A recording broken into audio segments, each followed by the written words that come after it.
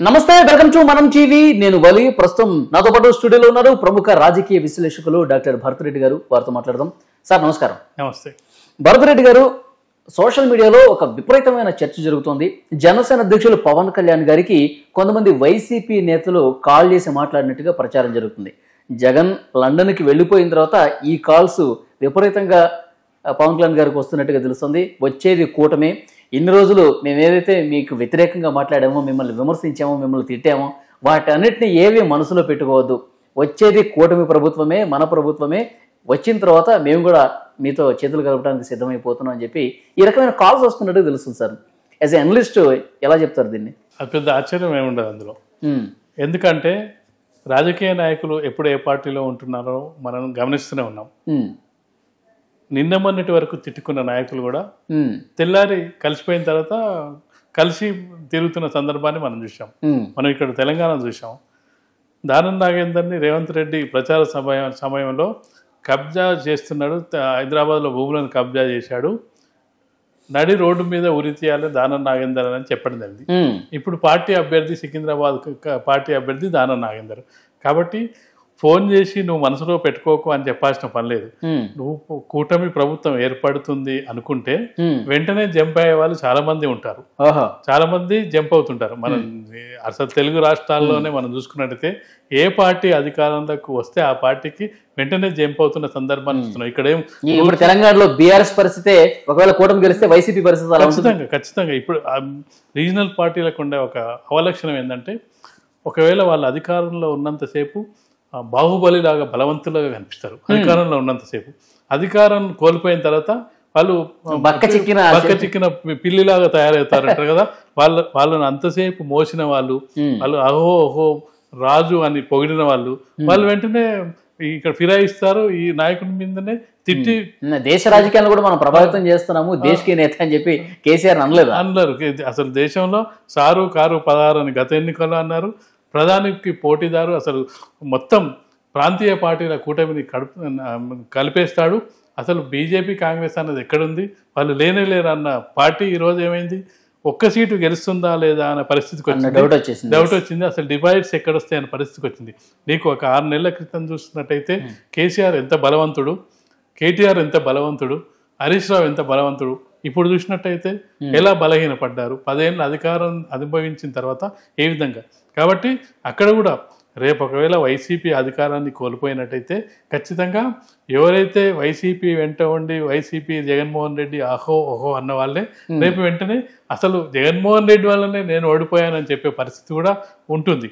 కాబట్టి పవన్ కళ్యాణ్ కూటమి అధికారంలోకి వచ్చే అవకాశం ఉందంటే, నేను నిన్ను అన్నవి మనసులో పెట్టుకో, మనం కలిసి పనిచేద్దాం, అవన్నీ అవసరం లేదు.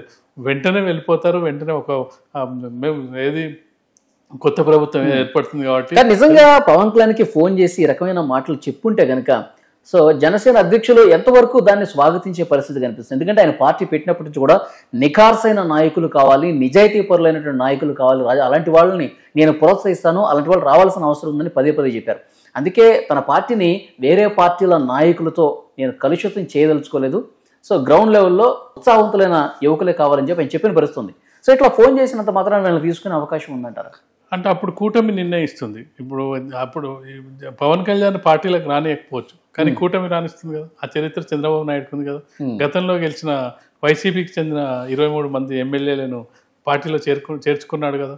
కూటమి వేరు. మళ్ళీ పార్టీగా తను రానియకపోవచ్చు, తన జనసేన పార్టీగా రానియకపోవచ్చు. కానీ జనసేనకున్న ఇబ్బంది ఏంటంటే, ఆ విధమైన విలువలకు వెళ్ళినట్టయితే నేను ఒక సీటు కూడా గతంలో గెలవలేకపోయాను అనేది ఆయనకు చరిత్ర చెప్తుంది. 2019 ఎన్నికల్లో చూసుకున్నట్టయితే అప్పుడు తన కొత్త వాళ్ళతోటే తను సొంతంగా పోటీ చేయడం జరిగింది. స్వయంగా తనే 2 చోట్ల పోటీ చేసి ఓడిపోవడం జరిగింది. కానీ ఇప్పుడేంది, కొంత మెట్టు దిగి కొంతమంది వేరే పార్టీల నుంచి వచ్చిన వాళ్ళని కూడా చేర్చుకోవడం జరిగింది. కొంత రాజకీయాలకు అలవాటు పడడం జరిగింది. అంటే రాజకీయం అంటే ఇలాగే ఉండాలి అంటే 100% రాజకీయాలు నేర్చుకోకపోయినా మెల్లమెల్లగా రాజకీయ నాయకులు ఎలా ఉండాలి, రాజకీయం అలవాటు చేసుకోవాల్సిన పరిస్థితి వస్తుంది. ప్రసంగాల్లో కూడా కొంచెం ఆ భాష వాడాల్సిన పరిస్థితి వస్తుంది. తీవ్రమైన పదజాలం వాళ్ళంటే అంటే రాజకీయ నాయకునికి ఎలాంటి లక్షణాలు ఉండాలో అలాంటి లక్షణాల వైపు ప్రయాణం చేస్తున్నాడు. కాబట్టి ఇప్పుడు కూడా ఎవరైనా అవతల డిమోరల్ చేయడం కూడా ఇంపార్టెంటే. ఇప్పుడు అవతలి పార్టీ నుంచి వస్తున్నారంటే నీ పార్టీ బలం పెరుగుతుందని కాదు, పెరగవచ్చు పెరగకపోవచ్చు, కానీ అవతలని దెబ్బ కొట్టడానికి నీ బలంతో పాటు అవతలోని బలాన్ని కూడా అంచనా వేయాలి, అవతలోని బలాన్ని అంచనా వేయాలి, బలహీనతను అంచనా వేయాలి. సరే, ఇప్పుడు వైసీపీ నాయకులు ఇట్లా క్యూ కట్టి మరీ ఫోన్లు చేస్తున్నారంటే వాళ్ళకి ఏంది ఓటమి కళ్ళ ముందు కనిపిస్తుంది అంటారా? ఫలితాలకి ఇంకా చాలా సమయం ఉంది. ఇప్పటికే కొన్ని రిపోర్ట్స్ బయటకు వస్తున్నాయి. ప్రశాంత్ కిషోర్ లాంటి వాళ్ళు మాట్లాడుతున్నారు ఘోర పరాజయం వైసీపీ చూడబోతుంది ఈసారి అని చెప్పి.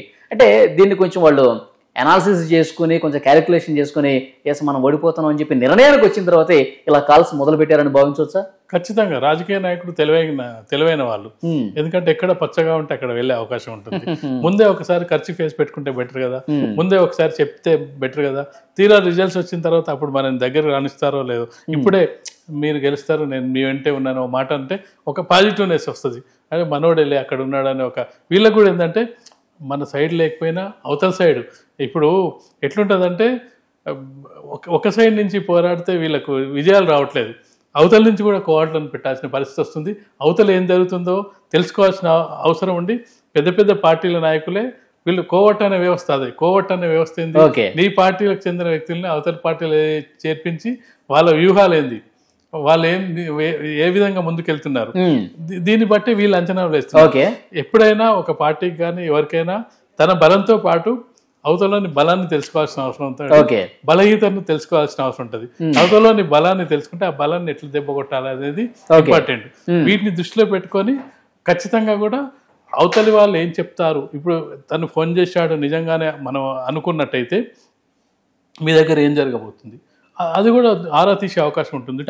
ఫోన్లో ఊరికే మాట్లాడినంత మాత్రాన సరే మేము గెలుస్తామంటే సంబరపడి ఓకే ఓకే అనకుండా అసలు ఏంటి మీ దగ్గర ఏంటి పరిస్థితి, మీరు ఎన్ని అనుకుంటున్నారు, ఎన్ని సీట్లు వచ్చే అవకాశం ఉంది అనుకుంటున్నారు, వీళ్ళకు కూడా భయం ఉంటుంది. ఇప్పుడు ఎంత ఇది ఉన్నా కానీ మేము గెలుస్తామనే ధీమా, గెలిచేంత వరకు ఎవరి ధీమా వాళ్ళకు ఉంటుంది, ఓటమి భయం కూడా పట్టుకుంటుంది, గెలుస్తామో లేమో అనే ఒక భయం కూడా ఉంటుంది. కాబట్టి అవతలి వాళ్ళ నుంచి కూడా రిపోర్ట్ కూడా తీసుకుంటారు. మనం తీసుకునే రిపోర్ట్ కంటే మన ఎదుటి పక్షం వాళ్ళు శత్రుపక్షం వాళ్ళు రిపోర్టే కరెక్ట్ ఉంటుంది అనేది ఒక భావన ఉంటుంది. మేము ఎన్నైనా చెప్పినా కానీ మీరే గెలుస్తారండి, మేము పైకి చెప్తున్నాం కానీ మీరే గెలిచే అవకాశం ఉందని కనుక పవన్ కళ్యాణ్కు వైసీపీ వాళ్ళు చెప్తే అప్పుడు ఈయన కాన్ఫిడెన్స్ లెవెల్ పెరుగుతుంది. అదే నీ పార్టీ వాడు నువ్వు గెలుస్తావంటే ఇక నా పక్కకే ఉండి నేను గెలుస్తానని చెప్పకపోతే ఎవరు గెలుస్తారని చెప్తారు, జగన్ గెలుస్తానని చెప్తారు అనేది అది మంచి ఒకవేళ గెలవకపోయినా పక్కవాడు నువ్వే గెలుస్తావని చెప్పాల్సిన అవసరం ఉంటుంది. కానీ ఎదుటోడు అది చెప్పాడు. ఎదుటోడు ఏం చెప్తాడు, ఒకవేళ నిజంగానే అవతల పక్షం వాళ్ళు గెలిచే అవకాశం ఉంటే మీరే గెలిచే అవకాశం ఉంది, ఏదో మేము పైకి గంభీరంగా మాట్లాడుతున్నాం కానీ మీరే గెలిచే. ఇప్పుడు కొంతమంది వైసీపీ నాయకులు కూడా కనబడకుండా పోయారండి సార్. కొంతమంది కనిపించట్లేదు, కొంతమంది ఏమో మాటల్లో ఆ ధీమా కనిపించట్లేదు, కొంతమంది అయితే అసలు రాష్ట్రం వదిలిపెట్టి బయటకు వెళ్ళిపోయారని చెప్పేసి అంటున్నారు. సో ఇవన్నీ బేరేజ్ వేసుకుని ఓటమిని ముందే అంగీకరించారనే చర్చ కూడా జరుగుతుంది. ఓటమిని అంగీకరించకపోయినా 4వ తారీఖు నాడు అయితే రిజల్ట్స్ వస్తాయి, అది తప్పదు. ఇప్పుడు ఒక్కసారి నీకు ఇష్టం ఉన్నా లేకపోయినా ఈవీఎంలో నిక్షిప్తమైన ఆ ఓటరుది తీర్పు అనేది బయటకు వస్తుంది, మనకు సంబంధం లేదు, ఇక అయిపోయింది, ఇక్కడి వరకు క్లోజ్ అయిపోయింది. ఇక్కడ ప్రాబ్లం ఏంటంటే ఎందుకు వెళ్ళాడో తెలియదు. జగన్మోహన్ రెడ్డి లండన్కి వెళ్ళాడు, అది ఆయన వ్యక్తిగత కారణాలతో వెళ్ళాడా లేకపోతే గత ఎన్నికల్లో కూడా వెళ్ళినట్టుగా మనకు సమాచారం ఉంది. ఒక ముఖ్యమంత్రి లేనప్పుడు మిగతా వాళ్ళు పెద్ద ఎప్పుడైనా రాజు రిలాక్స్ అవుతున్న మనకేంది అని ఒక ఫీలింగ్ ఉంటుంది. నువ్వు ముఖ్యమంత్రి హోదాలో ఉన్న వ్యక్తి రాష్ట్రంలో లేనప్పుడు మంత్రులకు ఏం పట్టి ఉంటుంది, మిగతా వాళ్ళకి ఇంకోటి. వీళ్ళు చెప్తే అధికారులు కూడా ఉన్నారు, ఎందుకంటే ఎలక్షన్ కమిషన్ కంట్రోల్లో అధికారులు అందరూ ఉన్నారు, వీళ్ళకి ఏం పని చేసుకునే అవకాశం ఉండదు, కీలక నిర్ణయాలు తీసుకునే అవకాశం ఉంది. ఇప్పుడు తెలంగాణ క్యాబినెట్ సమావేశం పెట్టుకొని మేము నిర్ణయాలు తీసుకుందామంటే ఈసీ ఆబ్జెక్షన్ చెప్పింది, మీరు పర్మిషన్ తీసుకోవాలి, కొన్ని ఈ 10 రోజుల కాలానికి సంబంధించిన మీకు ఏమన్నా ఇంపార్టెంట్ ఉంటే మీరు చేసుకోండి కానీ ఏదంటే అది చేసుకోవడానికి వీల్లేదని చెప్పడం జరిగింది. అయినప్పటికీ ఎలక్షన్ కమిషన్ కంట్రోల్లో ఉన్నప్పటికీ ముఖ్యమంత్రి అనేవారు నీకు జూన్ 4 వరకు ముఖ్యమంత్రి హోదాలో జగన్మోహన్ రెడ్డి ఉంటాడు, రికార్డ్స్లో కూడా అదే ఉంటుంది. ఇప్పటి వరకు అధికారాలు ఎలక్షన్ కమిషన్ చేతిలో ఉన్నప్పటికీ మనకు చరిత్రలో జూన్ 4 వరకు ముఖ్యమంత్రిగా జగన్మోహన్ రెడ్డి ఉంటాడు. నీకు అధికారుల మీద పట్టు ఉన్నా లేకపోయినా రాష్ట్ర ప్రజలకు సపోర్ట్గా ఉండాల్సిన అవసరం ఉంది, వాళ్ళకి ధైర్యం చెప్పాల్సిన అవసరం ఉంది. ఎందుకంటే ఇక్కడ పరిస్థితి ఏంటంటే వర్షాలు పడుతున్నాయి, వరదలు వస్తున్నాయి, ఇబ్బందులు పడుతున్నారు, పిడుగుపాటు పడుతుంది, భారీ వర్షాలు, ఎవరు అడ్రస్ చేయాలి? చీఫ్ సెక్రటరీ ఎంత ఉన్నా వాళ్ళు ఎలక్షన్ పనిలో ఉన్నప్పటికీ కానీ నీకు ప్రజల్ని అడ్రస్ చేయాల్సింది ఇవన్నీ చేయాల్సింది ముఖ్యమంత్రి. ఆ ముఖ్యమంత్రి లేనప్పుడు మిగతా మంత్రులు ఎందుకుంటారు? ఎవరి పనుల మీద వాళ్ళు వెళ్తారు. అక్కడ ఇన్ఛార్జ్ మొత్తం చూడాల్సిన వ్యక్తే లేకపోతే మిగతా వాళ్ళు సరేలే అతనే రిలాక్స్ అయ్యిందిగా మనం ఏందనే ఒక ఫీలింగ్ ఉంటుంది. కాబట్టి ఈ పరిస్థితుల మధ్య ఇది ఏమంటారు మిస్సింగ్ అనేది మనకు కనిపిస్తుంది. ఓకే, చూద్దాం సార్. 4వ తారీఖు వరకు వేచి చూడాలి. కొంతమంది ఇప్పటికే టచ్లోకి వచ్చారని చెప్తున్నారు. సో విపరీతంగా చర్చ అయితే జరుగుతుంది. 4వ తారీఖు అయితే కానీ అసలైన ఫలితాలు వస్తాయి. ఆ తర్వాత ఎవరింటి అనేది కూడా తెలుస్తుంది. Thank you very much sir. Thank you.